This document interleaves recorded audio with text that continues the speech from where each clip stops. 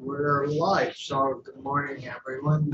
And it's Tuesday morning, April 18th, and we have a group of representing the small farms with us this morning.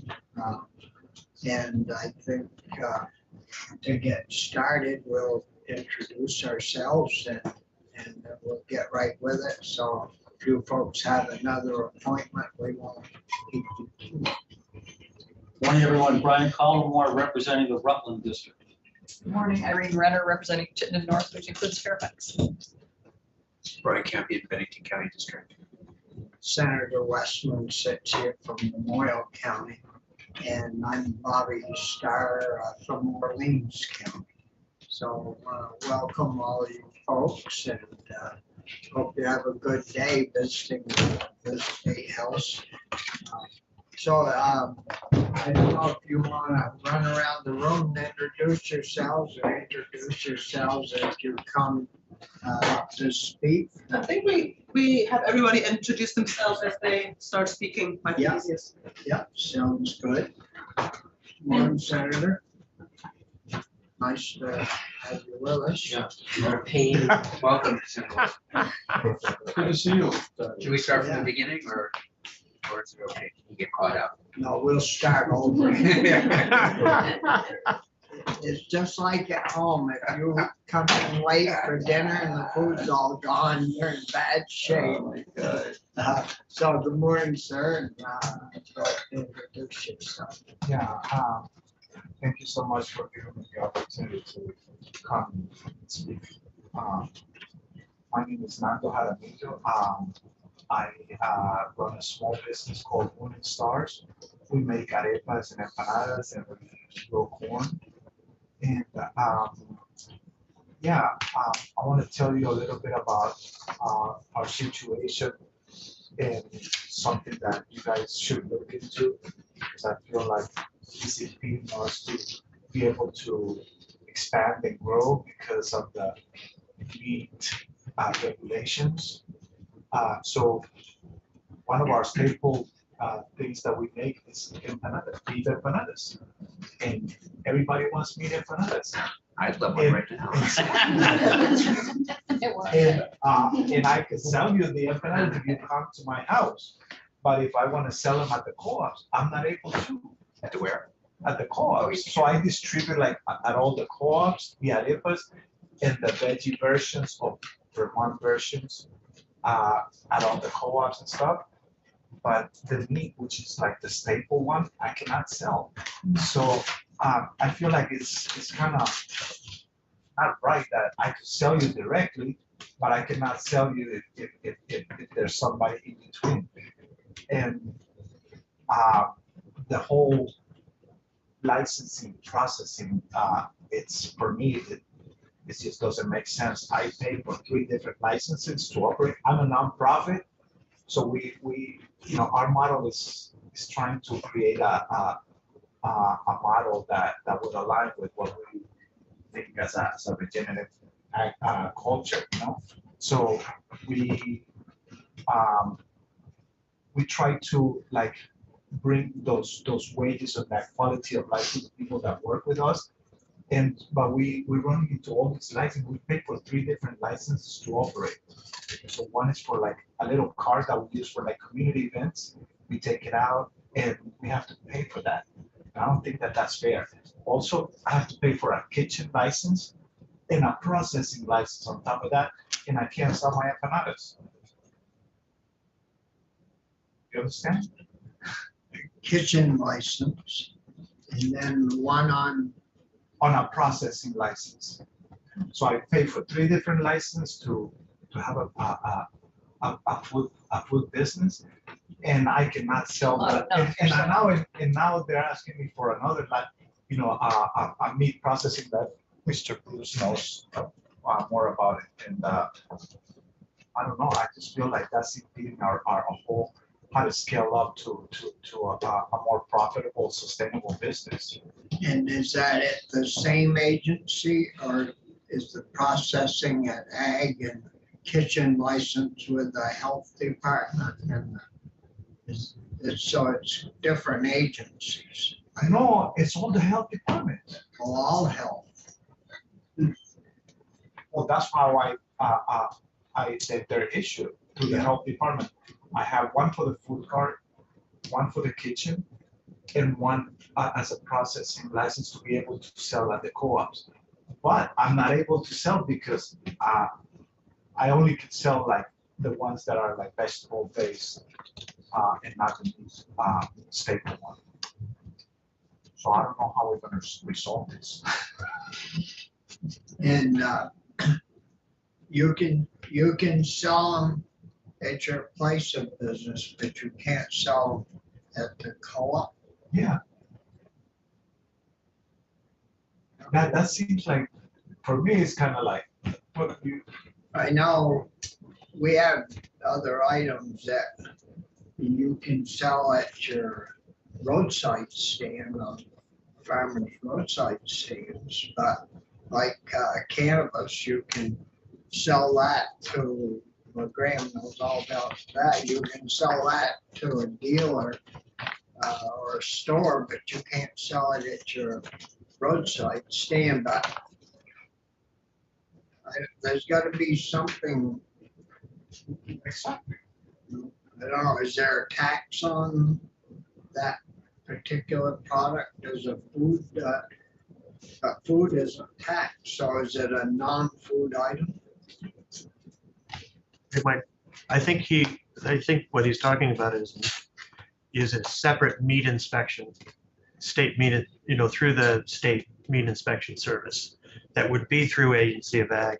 That's not the health department. That's what he would need to sell into the co-op with his beef and bananas. Or just, oh, you haven't got enough licenses then. That's what I'm saying. No, but that's a serious barrier, Ken. And everybody's asking me, where are the meat empanadas? Because I sell them at the car in the summertime, but in the wintertime, like people, where are the meat empanadas? You're selling all the other ones, but where are the meat empanadas? And I'm like, they don't let me sell the meat empanadas. So may I ask for a question? So the vegetable empanadas you can bring to the co-op Yeah. and you can sell them. Yeah. It's just about the meat section Exactly. itself. Okay. Yeah, that's probably why, is because you haven't got your meat, But I sell them directly to the public. So what's the difference? oh, we can ask. We can ask. We Well, can ask. if all of a sudden the co-op were to sell one and there's a problem, then it could be a liability issue. I don't know. Yeah, I guess so. I But don't know. Yeah. that's what we pay insurance also. Right. Right. Yeah, we'll check with the agency and try to figure that out.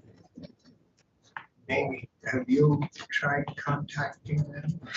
This issue came up for us, today is our open format. So this is where we put out to our membership, like, what issues bother you?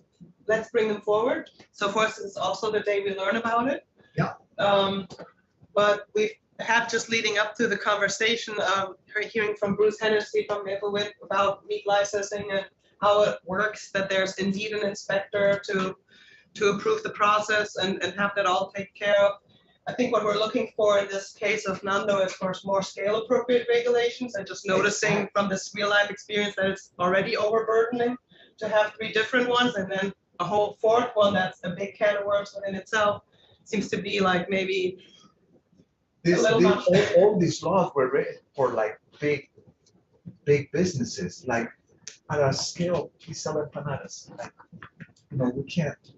we're not that big to be able to have like all these licenses and still make a little profit, Yeah, do you have a question? I do, thank you, Mr. Chair.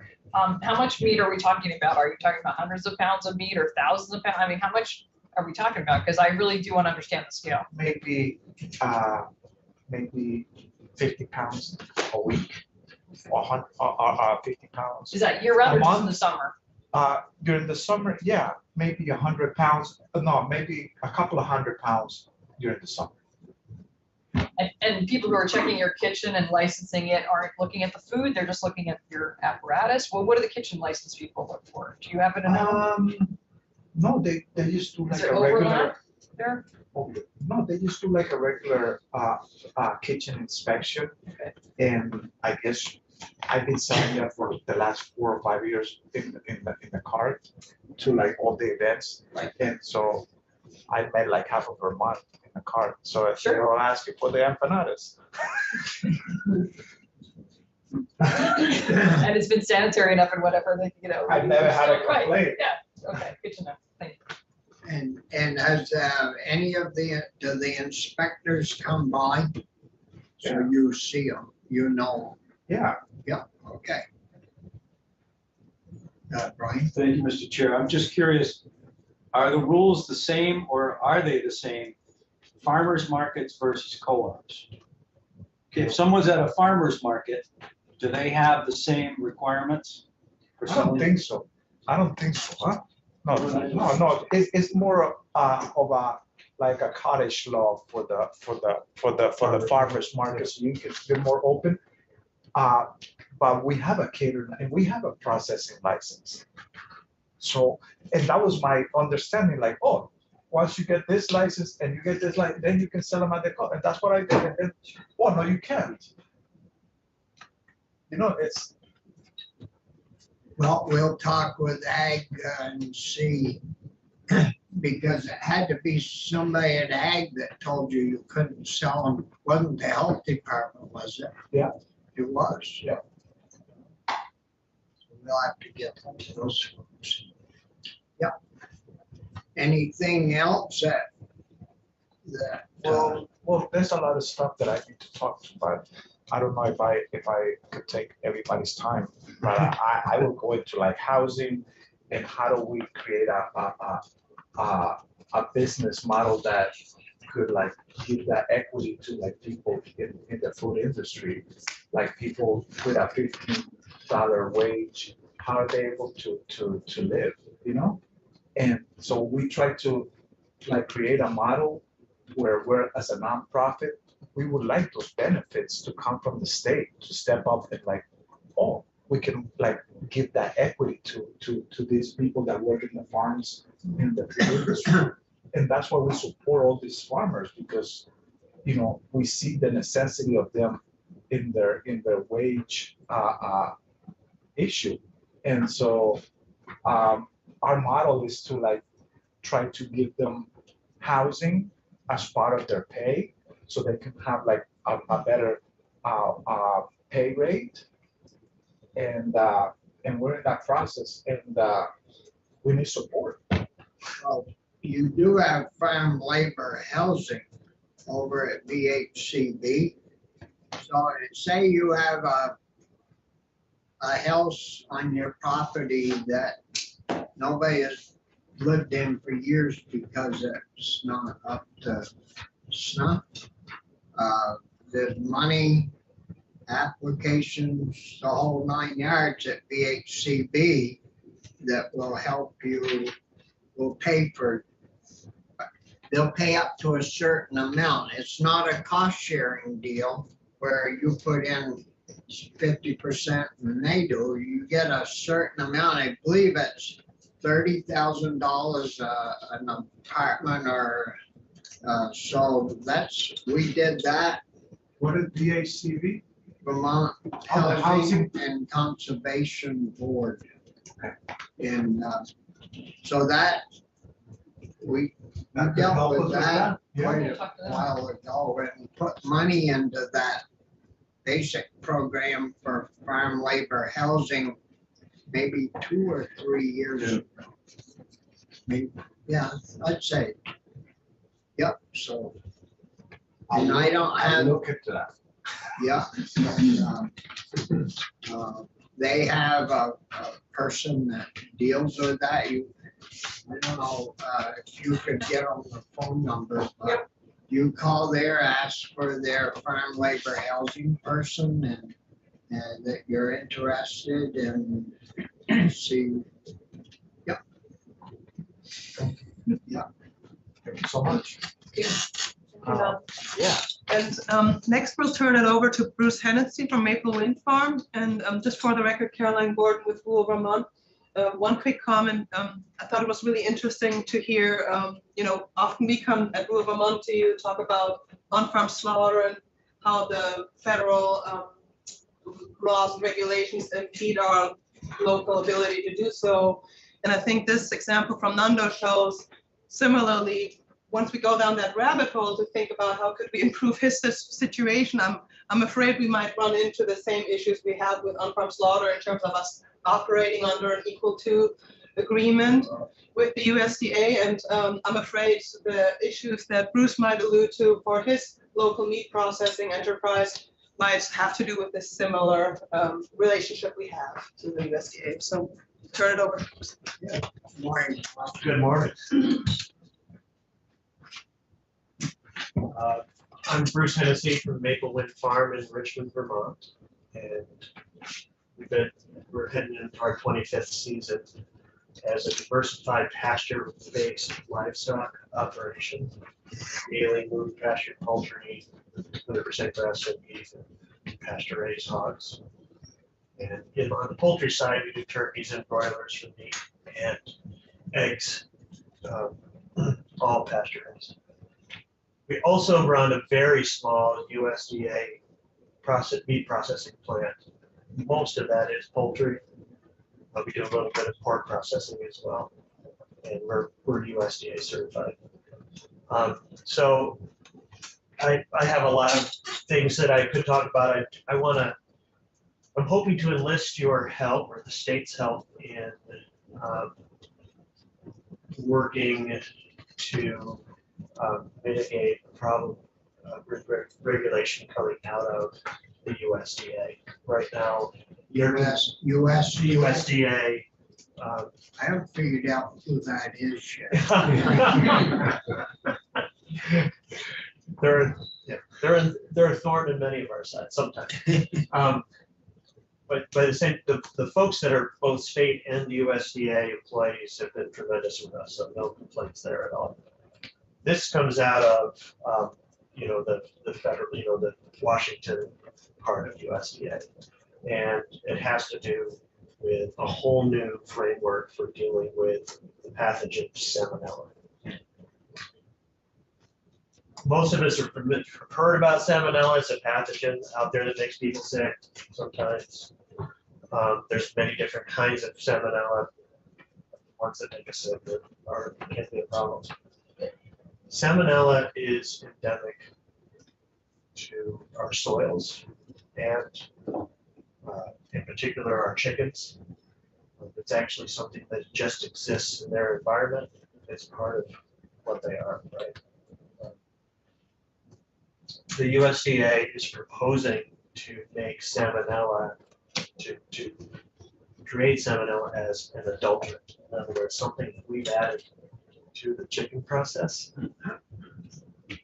in order for them to be able to regulate. They lost a court case some years back with Supreme Beef around this issue, where the Supreme Beef actually proved that Salmonella is endemic in beef. Same thing is true in poultry. And currently, Salmonella is a non-regulatory pathogen. In other words, there's no legal standing to be regulated in a way that they're linked to with E. coli or something like that. So right now they're looking to change the rules to add three things into the process. One is to require all incoming flocks of chickens and other poultry like turkeys to be tested on the dog before they come into the plant for Salmonella. If they have Salmonella, they have the right to turn them away. I can tell you right now that all of our flocks in this state will be turned away. What's that test look like? Good question. I have no idea. Okay. I have no idea how they would do it, or they are developing new tests all the time. This is something that's being proposed. Right, and I'm going to leave you with my testimony through the American Pasture Poultry Producers Association, I'm on the board of that we made in their request for comment on this regulatory framework. So that's the first component, is testing live flocks before they get into the plant. The second part of that, on my second sheet here, is they want to enhance establishment. That would be us, our processing plants, process control, and monitoring to make sure that we don't reach a certain level of salmonella in our product. And of course, we do a tremendous amount of mitigation for pathogens through what we do every day in our plant, including antimicrobial steps, lactic acid, things like that. I can't even imagine what more we would do to control them.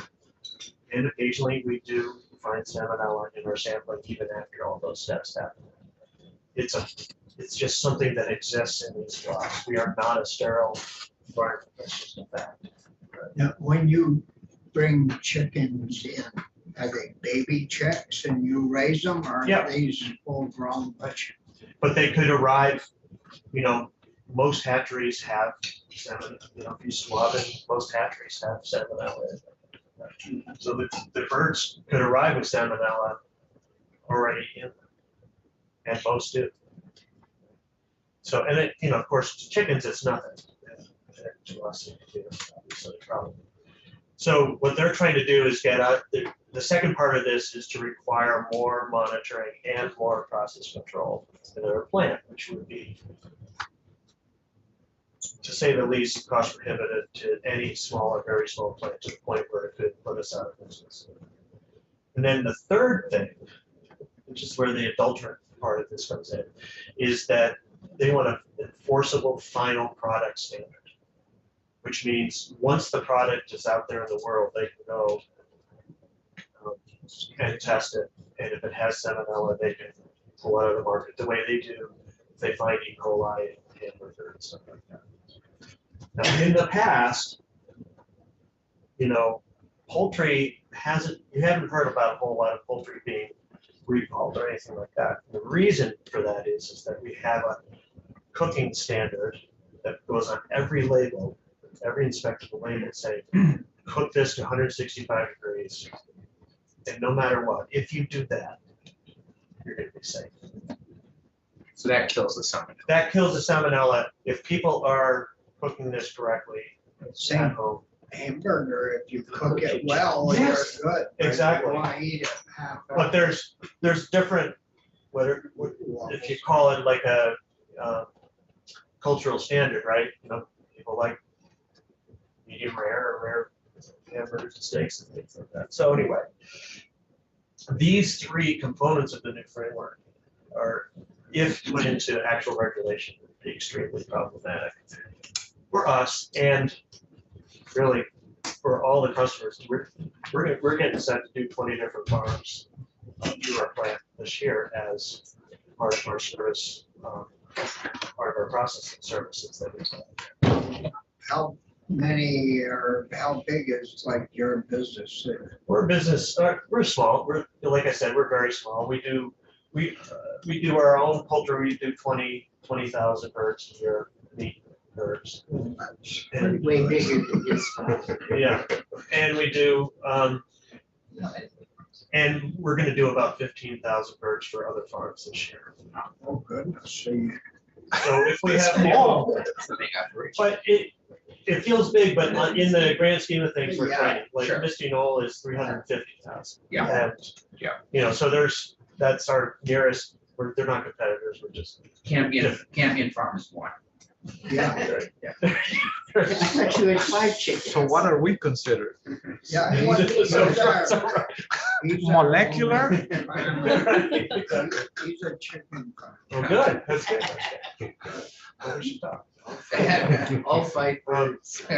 So Oh, So- seven, excuse me. it's our feeling. First of all, so in the proposal of this regulatory framework, USDA has put out a bunch of facts and figures they brought forward. pursuant to the FSIS docket number 2022-0029. And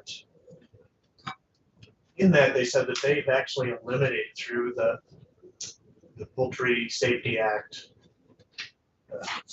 put into place in the mid-90s, that they've eliminated 50% of all salmonella presence in USDA chicken plants in the US.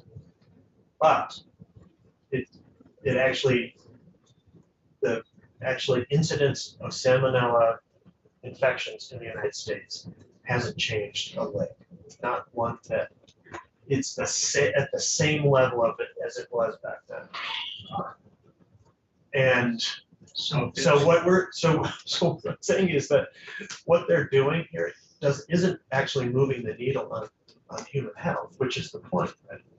Right? We don't, maybe it's full employment for somebody. For inspectors, I don't know.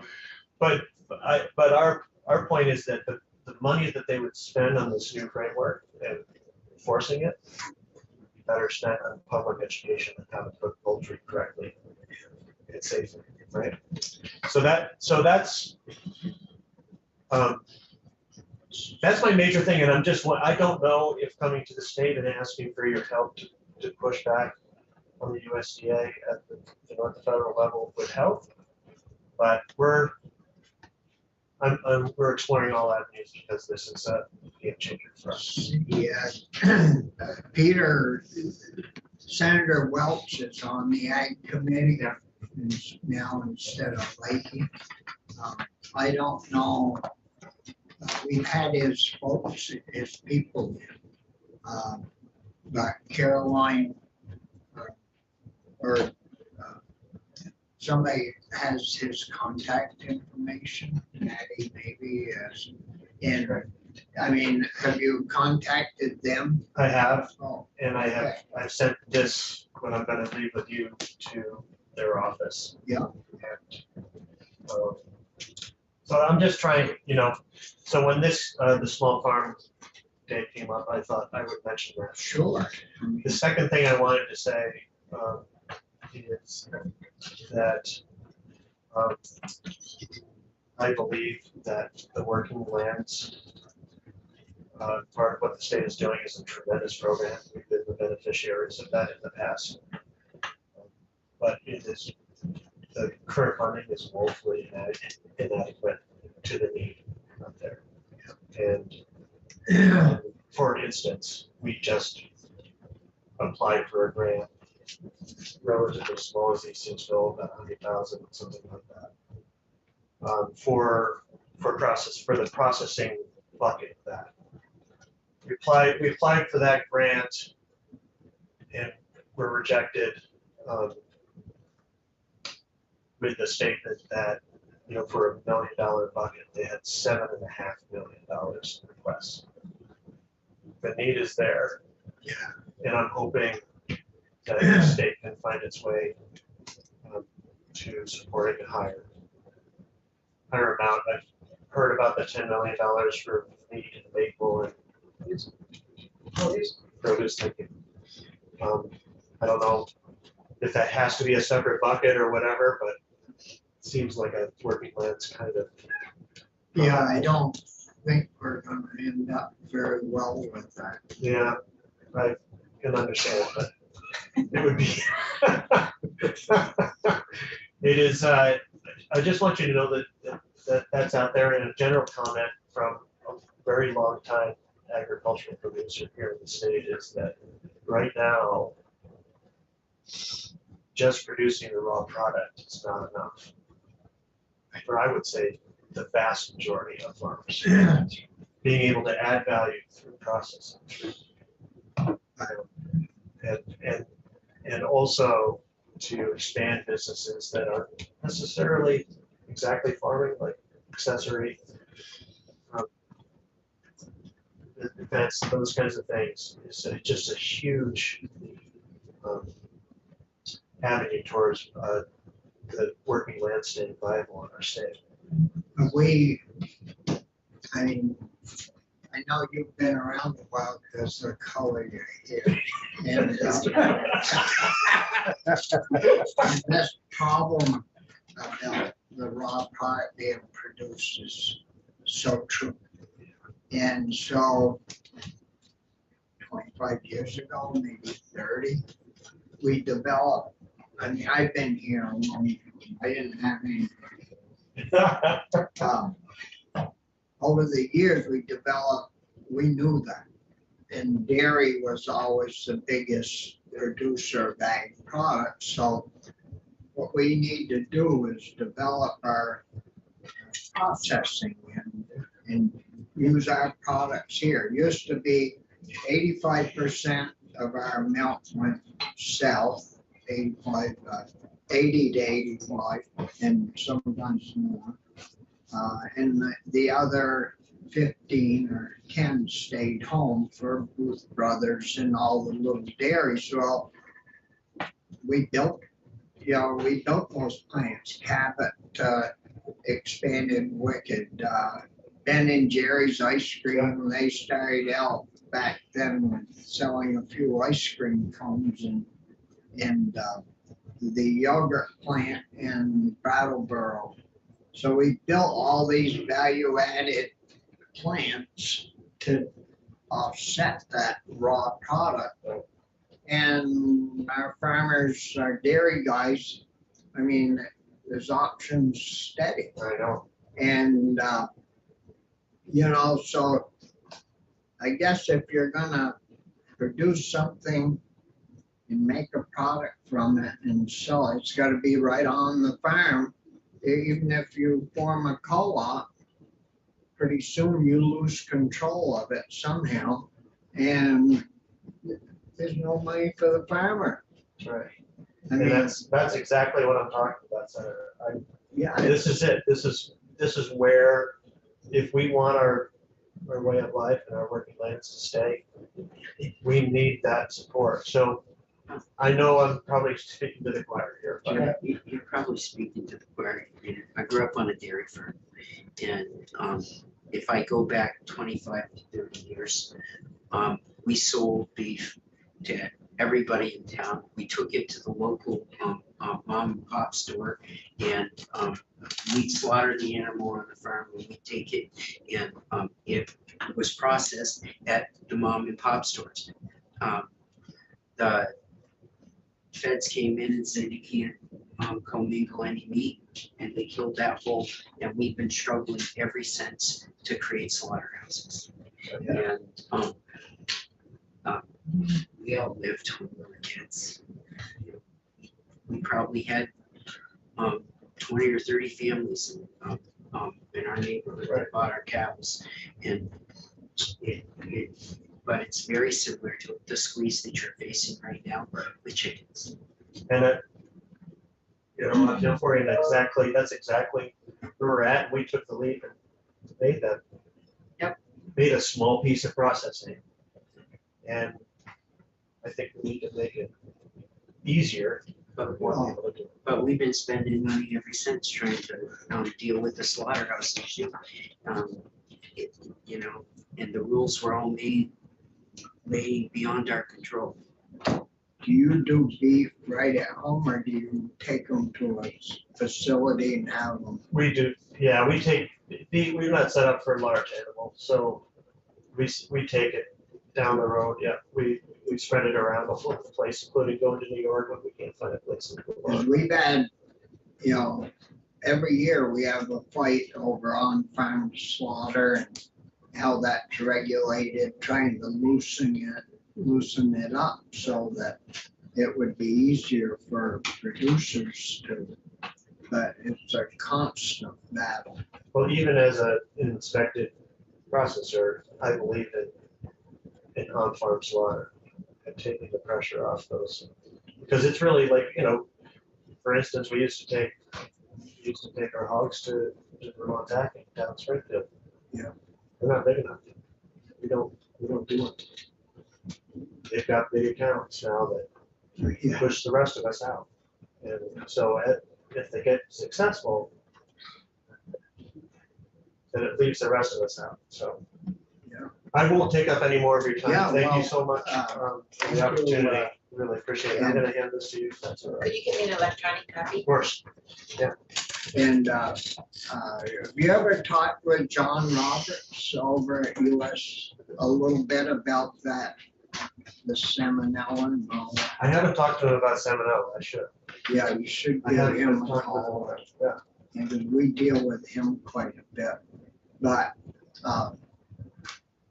we have dealt with our organic issue this winter quite a bit. And the federal government has approved $100 million nationwide to help our organic guys. And I mean, it's been going on all winter. And we haven't got that finalized yet, how we're gonna deal with it. Yeah. You know, maybe next week, call back next week. Well, we still haven't got anything, but don't give up, or they're gonna get it done. Someday. Well, I mean, it's like, it is. Yeah. But anyways, thank you for. Yeah, Thanks for your appreciate it. So, Okay.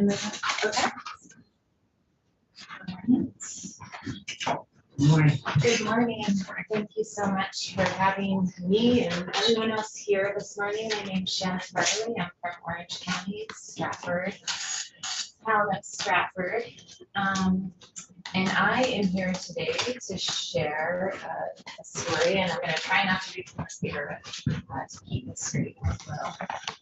3 years ago, I sat in these same rooms and testified, sharing my positive experience working alongside the Vermont Land Trust and the HCD to establish a conservation easement on our 178-acre farm in Stratford. Almost to the day, 3 years later, I sit here again to share the story of the loss of that same farm and the connection to you, our state senators, and to ask you to use your power and influence to do two things, or to consider two things.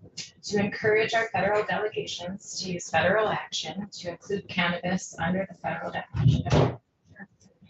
Two, to treat cannabis as agriculture as much as possible at the state level and remove barriers that prevent small farmers from accessing the cannabis market. Very broadly, my story highlights barriers to land and farm ownership, but also systemic failures, large and small. In this session specifically, I want to describe how the omission of cannabis from the federal definition of agriculture affected our land easement, our several NRCS contracts, and ultimately our ability to hang on to our farm. I want to describe the direct impacts of these consequences on our family and on our community.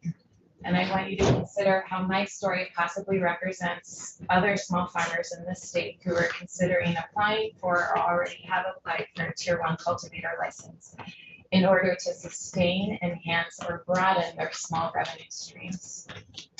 I want you to consider that the farmers who often use these federal programs to establish infrastructure and manage their farms responsibly are often under-resourced, and these programs make things like high tunnels, fencing, and invasive management possible.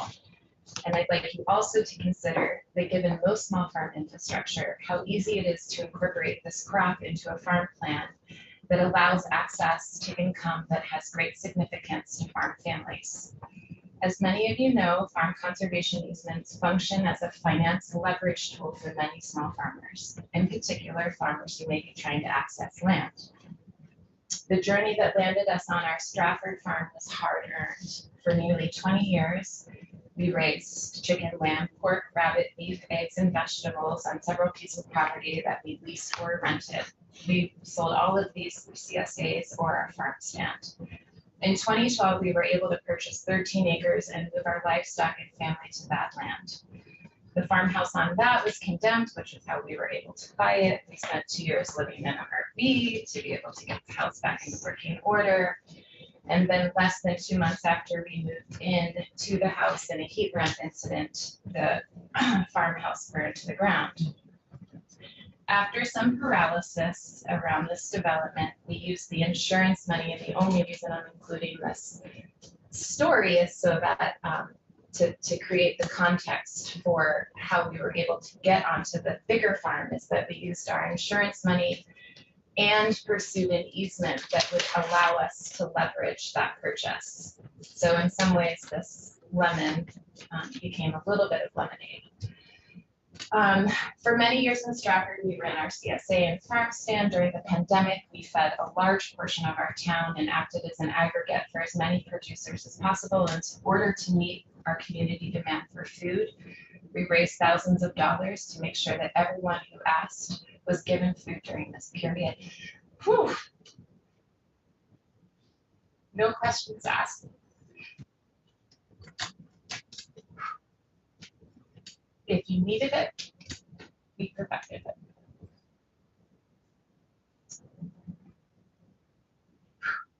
In all the old ways that farms have always been the heart of Vermont towns, our most important work was always the work that did not show up on a balance sheet, which I'm sure many of you can appreciate.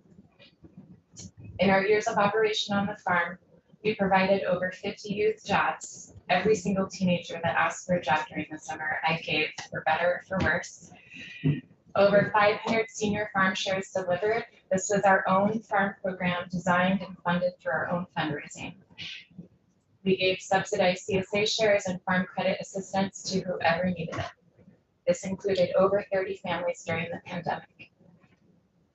Over 100 families each season we served through our CSA and community farm stand. When the pandemic ended and the urgency and panic wore off, and to Bruce's point, it was becoming clear that raw product was not enough to keep our farm business afloat. We took a substantial hit, and by the end of 2021, we had sold off our beef herd and began cutting corners wherever we could. When the Tier 1 cannabis licenses became available in early 22, my husband felt that this alternative revenue stream could be the Hail Mary to our diversified meat and vegetable business. We felt that if we could successfully create a more viable revenue stream that was completely out of the lane of other competing farms around, that we would be able to support our vegetables and meat business and be able to maintain all the community pieces that we were so proud of. We applied for and received a Tier 1 outdoor cultivation license in this early April 2022. I received a call from our land trust rep less than a week later who explained that we needed to give up our license because the land was conserved with USDA funds, and this obviously had not crossed our minds.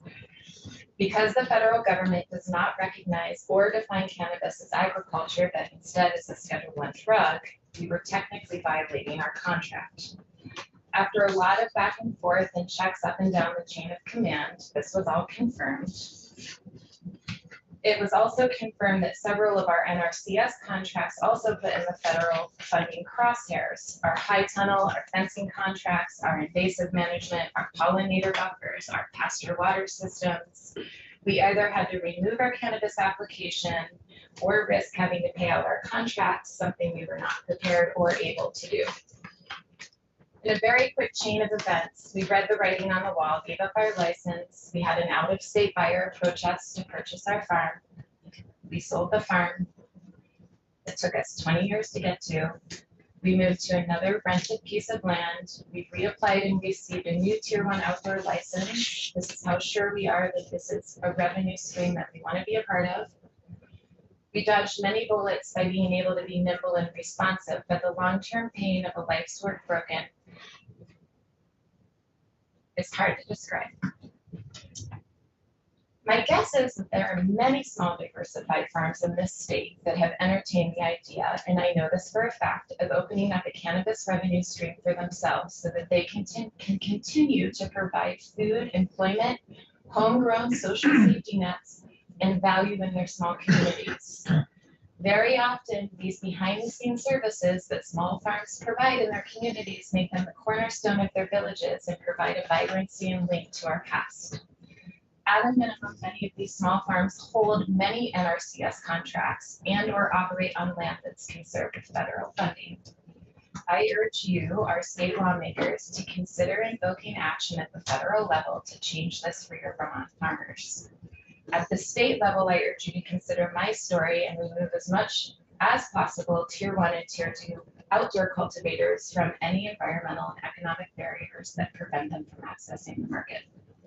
And I also urge you to consider allowing tier 1 and tier 2 cultivators to raise and sell cannabis seedlings directly to the public, like I would in a farm stand, without a propagation license, and for those with propagation license to sell directly to the public. We are often asked by the public and our community for seedlings, and under current law are unable to do this. Thank you for considering these requests. I'm sorry for being emotional. Yeah, I was gonna say, I know, maybe it's not proper, but if it wasn't for bad luck, you wouldn't have any luck at all. I think this is the universe steering us in a particular direction, but I've had a yeah, few no, of we've those had quite days. a bit. Had those days myself. Yeah, that's right. But, And that's okay, it makes you stronger, but that's why I'm here, to also shine the light on some of these the, pieces. now, so you, how much land do you have, with your, Right now, yeah, although we've actually just purchased the land that we began leasing in August, and it's 56 acres. It's Oh, mostly so- forest, but we've figured out. Because- we've been working on cannabis, on small farms. And the tier 1 is gonna be going away. Uh-huh. So, you would be able to, if we can get this done, you'd go move up to, was it 650 plants? And be considered a small outdoor cannabis grower. Oh, so we're gonna change the definitions, the language? Yeah, so you Uh-huh. can grow, isn't it, Graham, 650 plants? I think the language y'all are considering in H270 is basically to do everything to treat all tiers and types of outdoor production as in the same manner as agriculture, without calling it agriculture. So that would mean that not only does tier 1 have the exemptions that agriculture is afforded, but all the tiers of outdoor production Oh, okay. would have that, basically Cool. be treated like agriculture. So you'd be able to space your plants out more. Yep. And get better product. That's great. And, so hopefully that will work. I hope so, and I will say, yeah, we're finally starting to see the cannabis work out as a revenue stream. It's taken a while because I think we were all kind of building the fire truck on the way to the fire. And so it is starting to turn around, and there's great demand for it, and it's not necessarily something we started out thinking we were going to do, but it was more of a stopgap to try to keep together what we were already doing. But as Bruce mentioned, without value added, it's really a hard row to hoe, or substantial off-farm income. Yeah, and I think for Vermont, it's very important that we let our small growers grow. Yeah. And try to keep these big commercial I agree. outfits out of here. if I we agree. Can, and that's the way basically the whole program has been set up to this.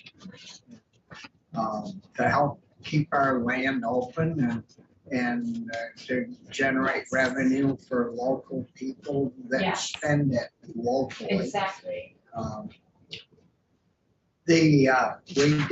We have talked a little about the selling from the farm, but we've run into,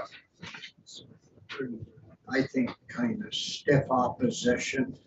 I don't know if we can figure out a way to track the plants to where maybe, or who can buy them or some, there's gotta be some way to track that. Or we're gonna have growers on the black market coming, say, to your place, buy the plants that are started and they take them. Sure. So I think there's quite a bit to figure out there before we're gonna get that nut cracked, but, I know the board is working on, they're thinking about a process that, I appreciate that. And I appreciate all the work that's been done to get us to this point. I really do, because I do think this is a viable revenue stream for a lot of people who are growing other things. The other piece that reminded me of is that if there's a way also, one of the pieces that's been tricky is there is a lot of grant money out there.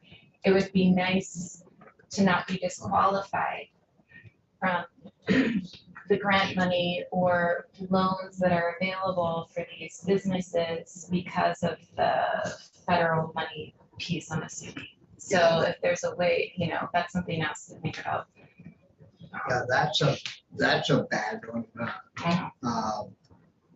I mean, we haven't got into it yet, but we have passed one rule that if you sold your development rights here in Vermont, you can still grow cannabis on that property. Really?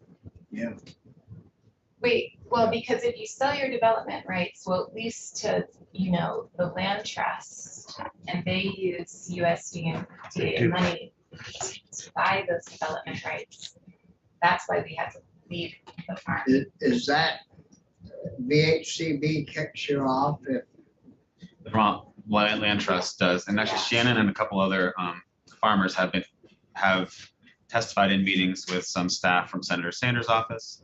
We've been trying to reach staff from Senator Welch's. I think we've met with one staff as well from Representative Bolin's office, just to share this and ask, what can you do? Because basically you have federal funding for roads and bridges, you have federal building inspections, for example, which all the establishments which are selling cannabis or otherwise are somehow in compliance with, but farmers are for one reason or another being singled out, and that if funding for agriculture is not accessible for them, but funding for all this other stuff is accessible to other people who are using federally funded infrastructure essentially to participate in the cannabis industry. So we just suggested to them, could you somehow figure a way in the Farm Bill process or otherwise to just simply write in that in states which have created legalized markets, that in those states they are allowed to treat this as agriculture and there would not be a barrier to receiving federal funding related to land trusts or NRCS programs or X, Y, or Z. It sounds like it's a tough road to hoe at the federal level. See, I didn't realize, we give VHCB millions of dollars every year. Right. They get grants from the federal government that they use also. But why can't they separate that out instead of dumping it all in one bucket and saying, oh, there's, out of every dollar you get, there's 20 cents of federal money in there, so you can't use it. Kyle Harris on the Cannabis Control Board had a private conversation with me once in which he suggested that he felt that some of these organizations that are really pushing back strongly could potentially do a little bit more deliberate work to separate those funding streams. And as you're suggesting, I think Maddie and I also had a brief conversation about, there's so many agency of ag-based programs, for example, that are there to meet gaps in federally funded program. For example, the pasture surface water fencing program is basically there to meet the gap in the NRCS EQIP program if you don't already have animals on your land. So is there any potential for some of these state funding programs, as you're sort of suggesting, Senator Starr, to be a potential means of these folks who fall out of the ability to access federal programs to have a similar stream of money to, address these concerns? I guess we gotta keep working. Well, thank you so much for your time. Yeah. And your ears and your heart. Thank you. Thank you. Alright. Last up, if you have a little more time, is Stephen. Okay. Yeah, sure. I mean, we're here. We are. All right. Let's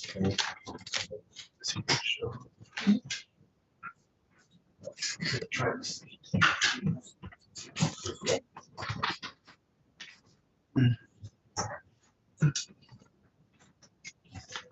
Well, thank you for having us in today. And so I wanted to thank you for your continued support of Small Farm Action Days. It's such a vital on-ramp to get small farmers engaged in the democratic process with you. So really appreciate your ongoing support.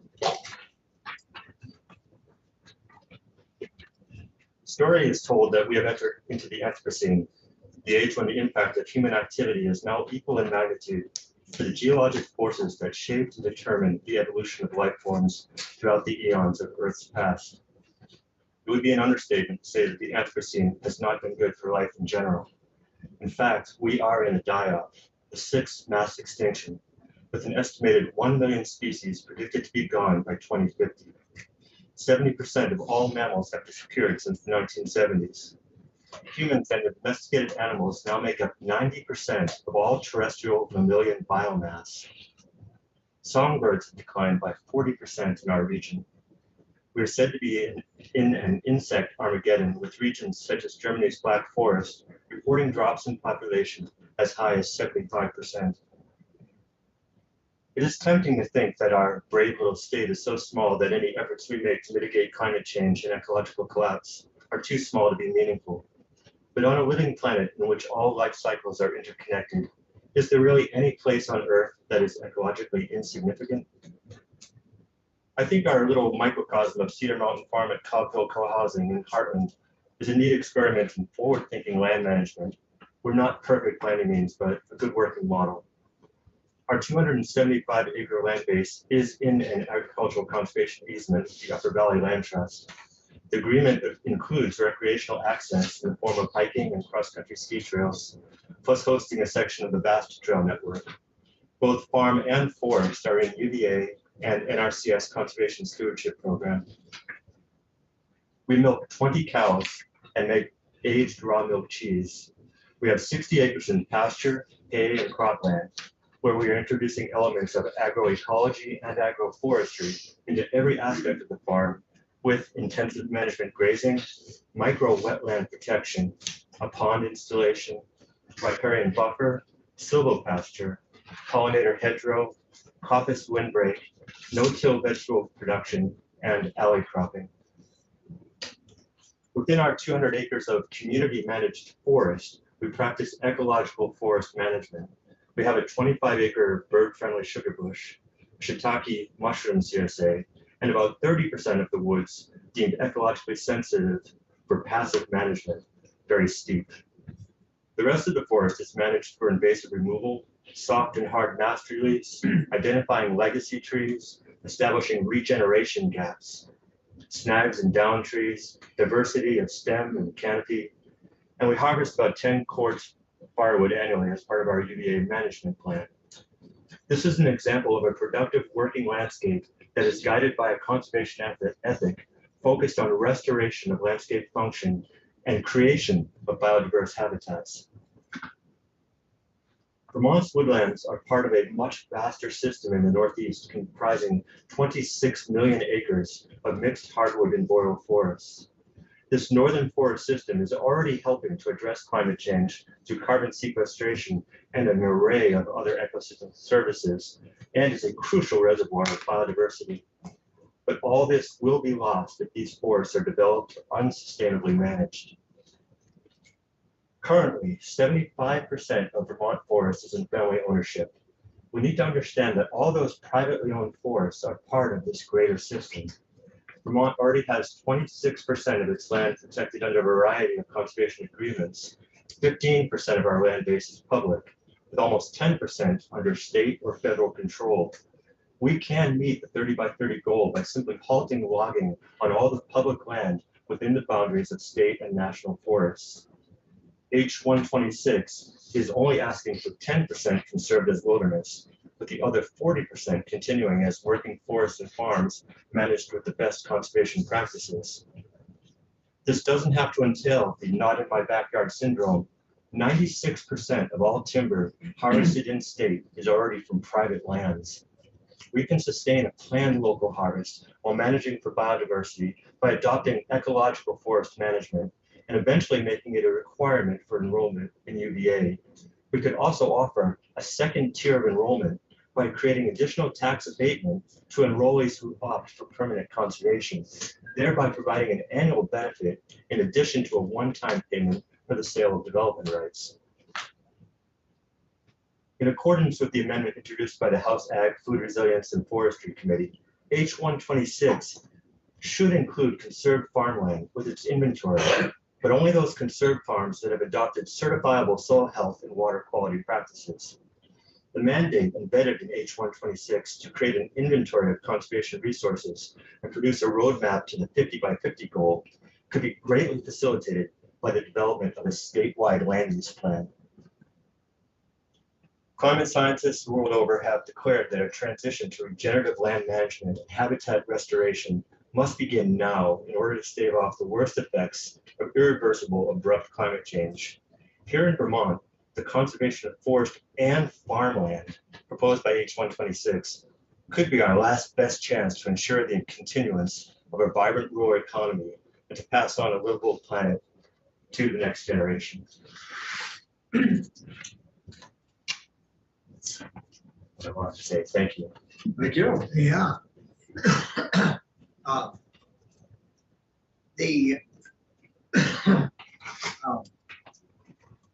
You said 96% of the wood that is cut in Vermont is on private land? I believe the figure is for commercial logging, is 96% is extracted from privately owned lands.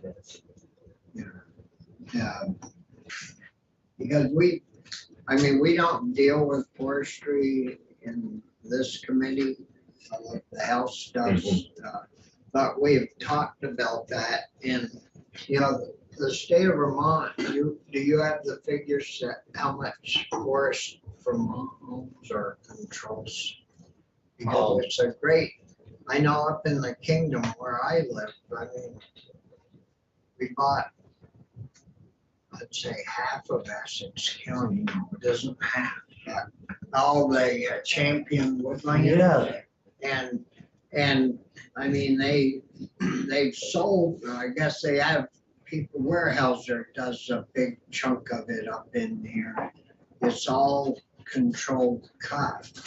And I think they move wood out on theirs, but it seems like the further south you get, the less cutting there is. And we used to talk with Mike Snyder all the time about why aren't you cutting some of that timber? And well, we're doing the best we can. And well, my understanding, Senator, is that it's approximately 10% is public owned in the state. Where we talk about 80% of land being privately owned, and so there's about 5% that I guess would be in some other category, but about 10% is in or probably that 5% is green national forest, right? Yeah. And then the remainder is state owned and town forests, comprising slightly under 10%. Just bringing up the Green Mountain National Forest, that I'm sure you are well aware of. There's considerable logging being proposed for the Telephone Gap area around Camel's Hump through the Forest Service. And some of the issue there is that although there's a conservation plan within, the logging plan is essentially a conservation logging plan, it nonetheless is calling for a lot of removal of what we would call now old forests. So these aren't true old growth forests, but they're forests that are into the 80 to 120 year range.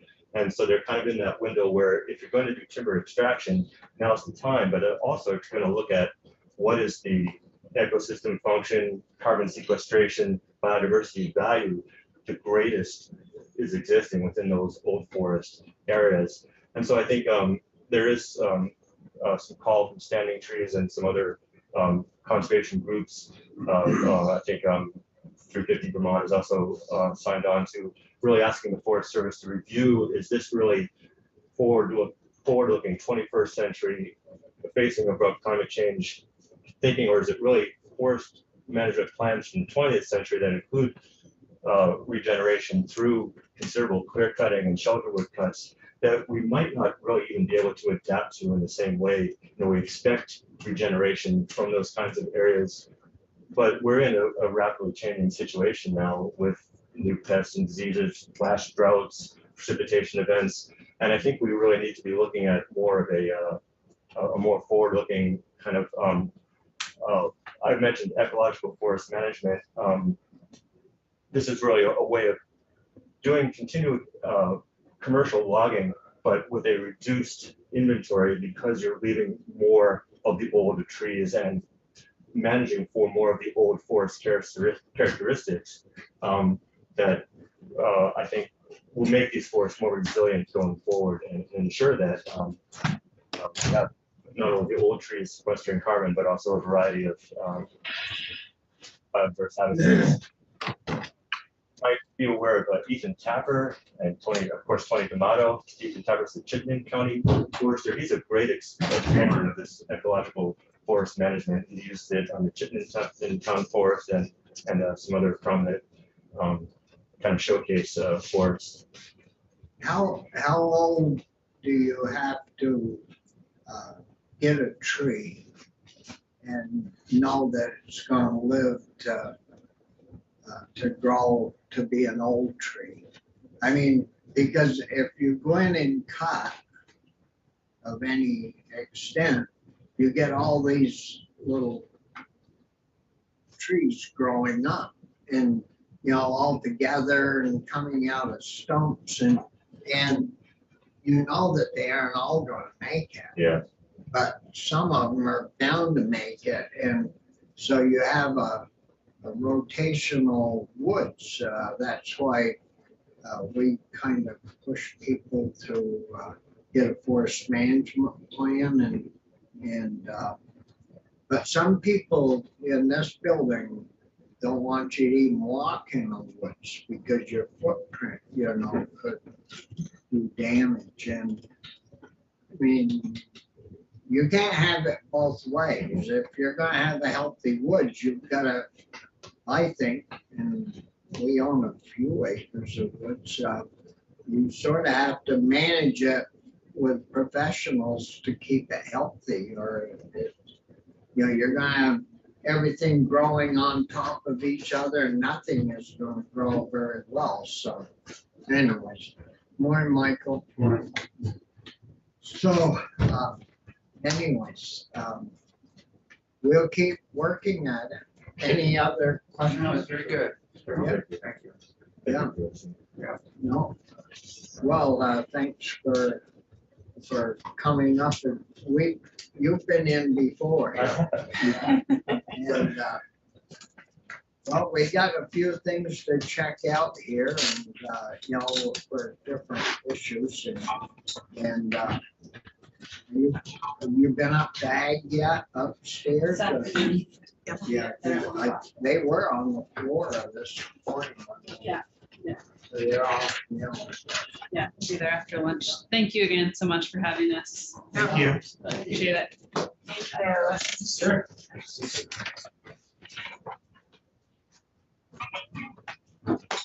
Take it away.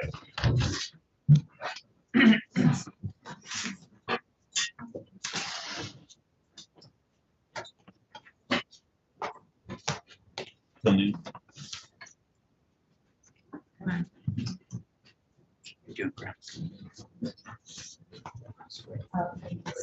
So, you, Travis,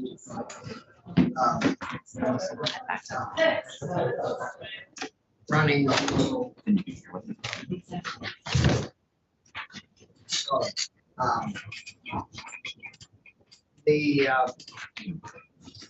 the 205 bill.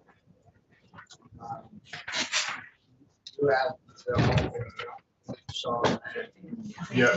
we were gonna get rid of that the other day. We didn't have all the amendments. There were two additional amendments, both technical in nature. One was on page 2, line 13. That said farm products mean, and then farm products meant mean again. And so it was just a typo. And then on page 4, there was just a reference, there was a concern about working man's program using the money appropriated for other than the small farmer diversification and transition grants. So there was language added that would tie that appropriation down for the purpose of implementing the small farmer diversification and transition grants. Those are the only changes that I forgot to highlight. So that's really ready to go. Whatever is your committee. I think those are the last time we went through the.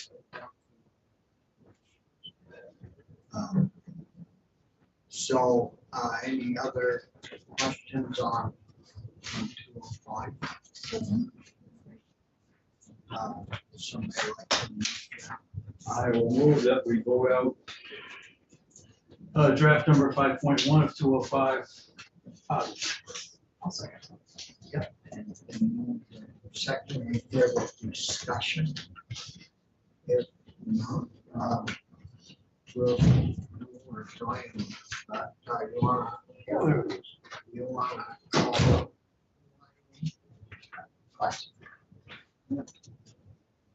We're voting on. Yeah. Senator Campion. Why don't you come back to me? Okay, Senator Collins. Yes. Senator Westman. Yes. Senator Ritter. Yes, Senator Stark. Yes. Senator Campion, yes, with explanation. Yes, thank you. Okay, well, it's passed 5-0. And, Mike, was that clean copy of yours? 5.1, yeah, So are you can just take that? and Irene, you'd like to be the reporter of that? I would, and I've got some notes from Michael. Yeah. And I'll get you the witness list.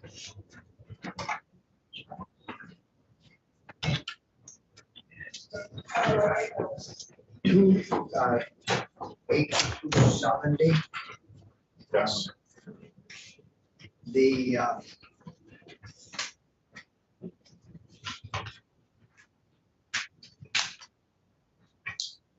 we were gonna get some language, or we did get some language from Fran. I think you worked with her to put that together. Yes. And so we need, has that been added to? The language has been added. There was the one outstanding question of whether or not in expanding the benefits, certain regulatory benefits to all outdoor cultivation, whether you wanted an exemption from Act 250 to apply for all outdoor cultivation. I did contact Peter Gill, who's the new executive director of the Natural Resources Board.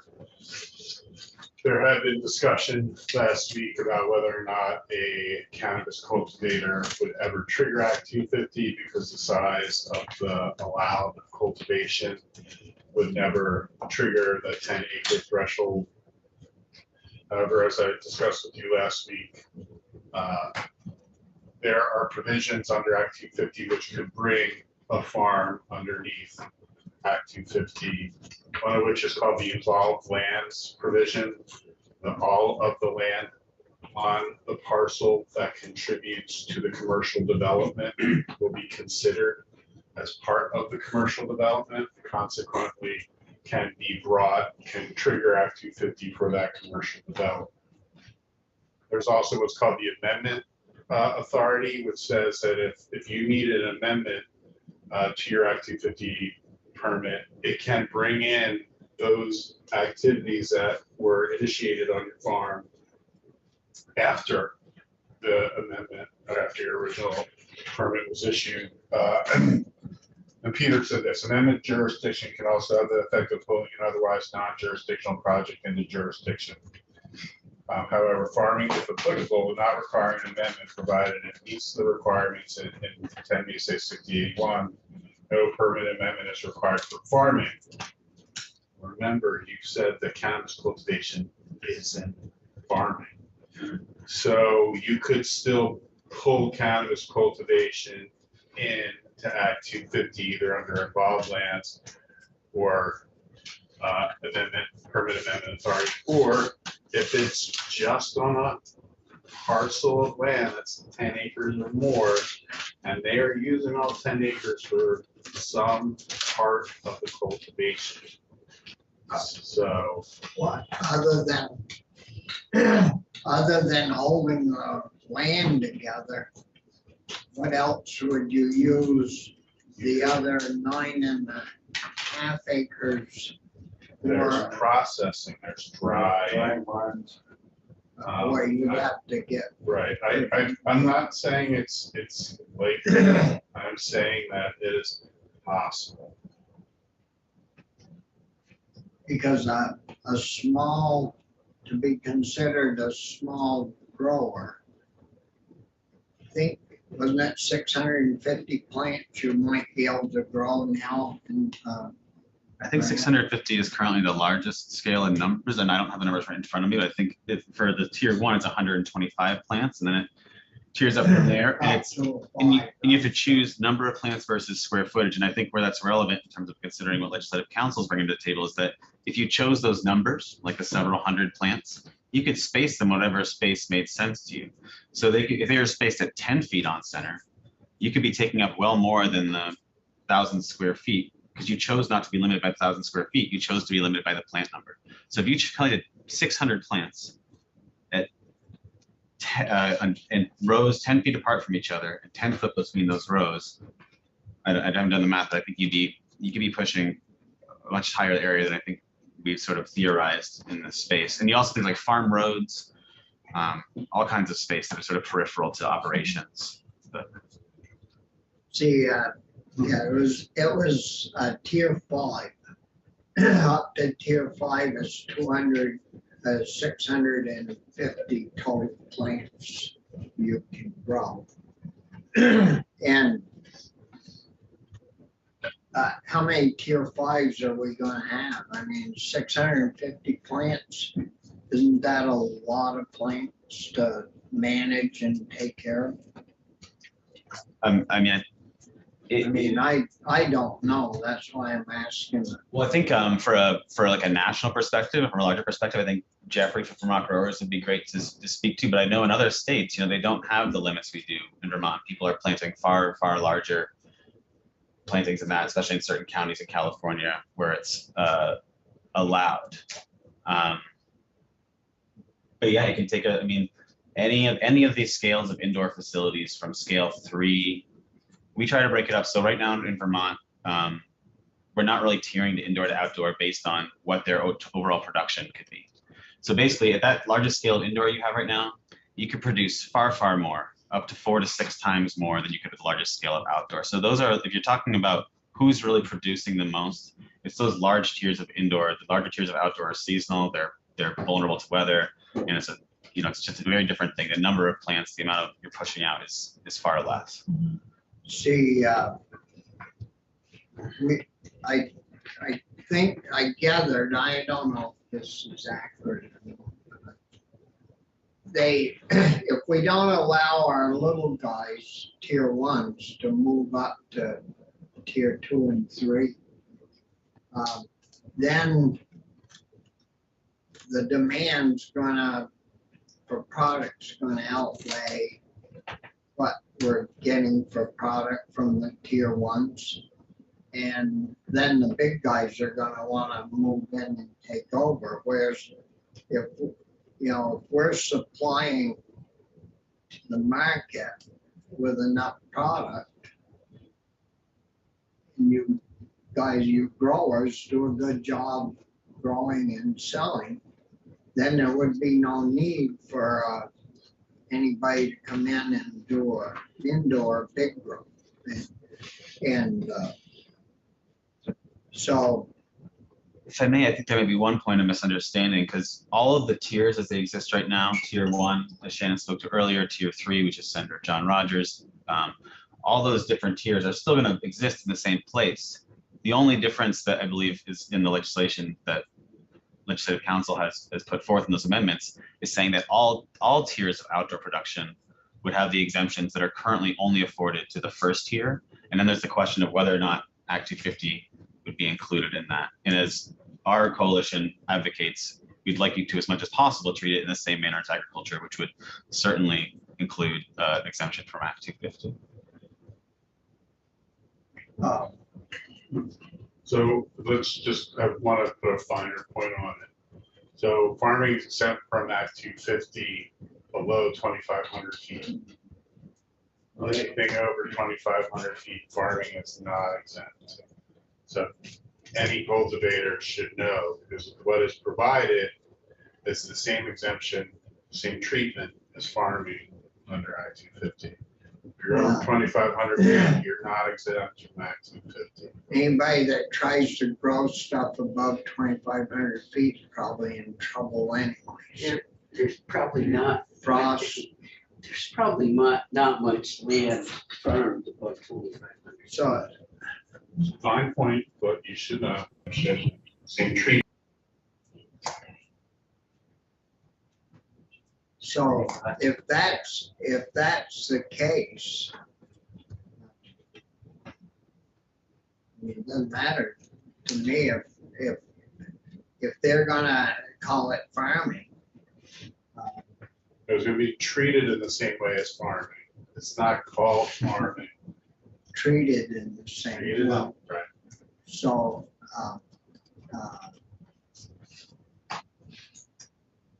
I think that's a good way to go without getting into a brawl with anybody, and if it's being treated as farming. If you're above 2,500 feet, snow stays late and frosts come early, and you're not gonna melt much. Growing much at that elevation.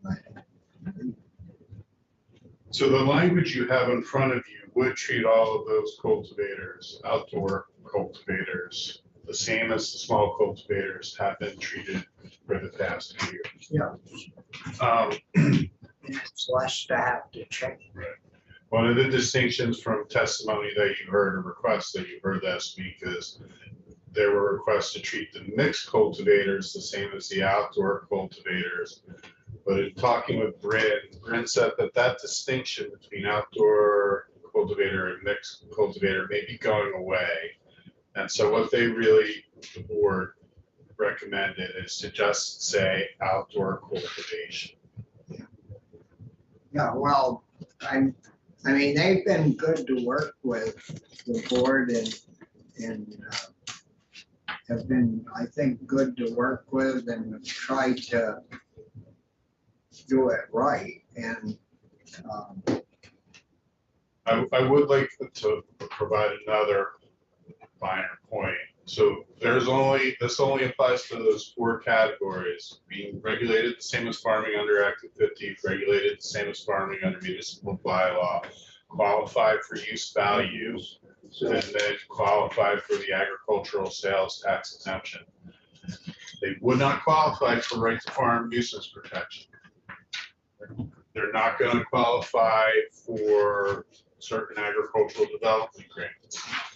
They're not going to get all the remaining regulatory benefits of farming. So I just want to put that they get these 4, and the rest of it is separate. I mean,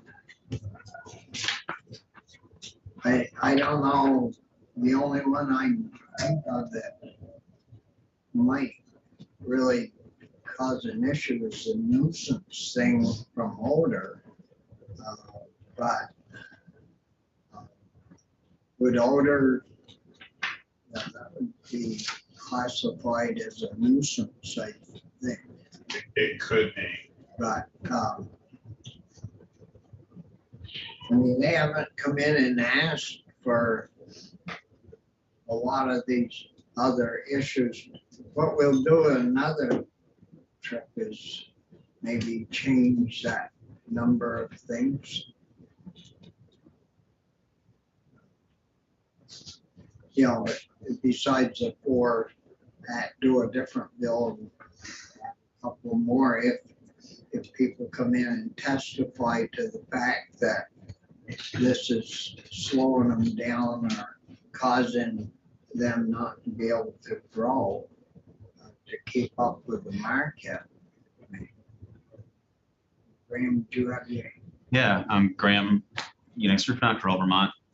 I would just say, I think some of us, when we first came to this advocacy around this issue, our goal was to get it treated as agriculture. And then we realized there's significant federal barriers to that, right? But that would have included all the other different provisions, such as the right to farm nuisance issues that Legislative Council just brought up. So in our efforts to break out what each of those things are, it's true that we haven't seen them all. I think this issue around nuisance and right to farm is very wise to bring up. And I wonder, and maybe, there's the language in there, I believe, for the municipal bylaw section, for example, is municipalities shall treat them in the same manner as farming. And it makes me wonder if there's just a more broader language that we could say, the state shall treat them in the same manner as farming, such that we could have an more umbrella thing as opposed to going one by one and addressing each little concern, such that at the state level, outdoor cultivation would be treated in the manner of farming as with respect to, for example, the right to farm issues that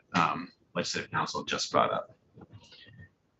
Problem with that proposal, which is intuitively a good proposal. Problem is that there's about 20 different definitions of farming and agricultural products that vary from program to program. But just by saying farming doesn't necessarily, for example, right to farm, it applies to agricultural activities as well as farming. So I don't know if that would actually achieve the intuitive purpose. It is an intuitive, rational proposal, but I don't think it actually, I do think because of the 20 different definitions of farming or agricultural products, you would need to look at each program independently. And I would just say that one of the people you had in speak, I believe Malcolm from I think it's GHG Farms, spoke specifically to being a hemp cultivator. And they've been cultivating hemp since 2019, clearly a plant that produces the same smell as of regulated cannabis. And one of their concerns was that, well, we're producing the same plants, the same smell is going to be there. How is someone going to differentiate whether it's the hemp or the cannabis? So you have heard the concern about smell, which would qualify as a nuisance. And if I could submit that perhaps that's reason enough to include that as, this exemption from or inclusion in the right to farm as well, as Legislative Council is suggesting. I believe it is a concern. We haven't spoken specifically to addressing it in that way, but we've heard those concerns come up that would essentially could trigger a nuisance complaint. I'm not suggesting that you add it to right to farm. I'm clarifying. So we know where we are. Did you have, I don't recall if we asked Bren if they would support. I don't think we ever brought it up. I don't think we did either. The nuisance thing. And so we have 4 things. If we can make it 5 or not, I don't know. If what the board would say, or Do you want me to inquire? why don't you maybe tomorrow